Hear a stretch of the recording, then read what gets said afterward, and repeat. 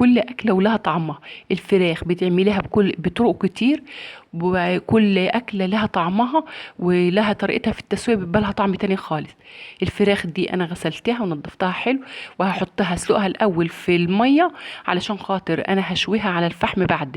يعني كأنك انت هي الطريقة المعتادة من المصريين، الطريقة المصرية اللي احنا متعودين عليها طول عمرنا، ان احنا بنسلق الفراخ الأول وبعد كده بنحمرها في الزيت أو في السمن.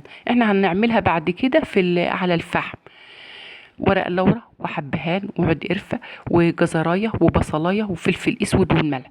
اهم حاجة الملح في الفراخ والبط والسمك لازم يكون مظبوط من الاول، لا يبقى حادب ولا يبقى حادق، لان اي اكلة تانية بتدويها لو عدبة.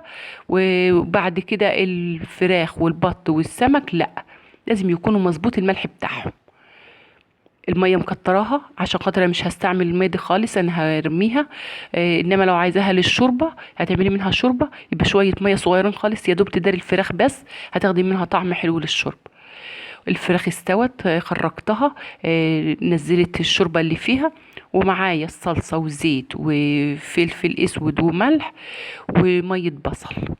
البصل انا عاملاه في الخلاط فناعم خالص، فكأنه زي المية بالظبط. يعني ما عملتهوش، ما قطعتوش وصفيت منه المية، عملته كله.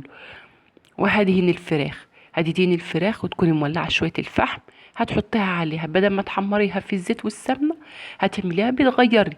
وتغيير، بدل ما كل مرة هنعمل الفراخ مسلوقة ونحمرها في الزيت، او هنعملها في صينية، او هنعملها مشوية، لازم تغيري من اكلك وتغيري من طريقة الطبخ بتاعتك. لايكات وتعليقات وشاروا الفيديوهات علشان قناتي تكبر بيكم.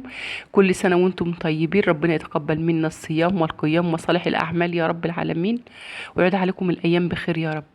معايا الفحم مولعة من قبلها، ومعايا الفراخ هحطها في الشواية كده. انا عملت البتاع بتاعت الشواية دي على قد الشبكة كده عشان خاطر تبقى مظبوطة عليها. واحسن حاجة تعملي كل حاجة في بيتك. يعني الفرخة لو انت هتجيبها مشوية من بره هتجيبها ب 300 جنيه ولا ب 400 جنيه. انت بتعملي حاجة عندك في البيت، وانت مربية الفراخ عندك في البيت، كل حاجة موجودة.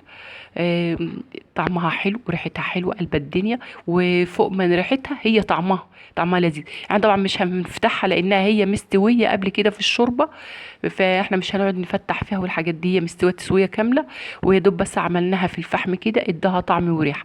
وده كان فيديو النهارده، واشوفكم فيديو جديد.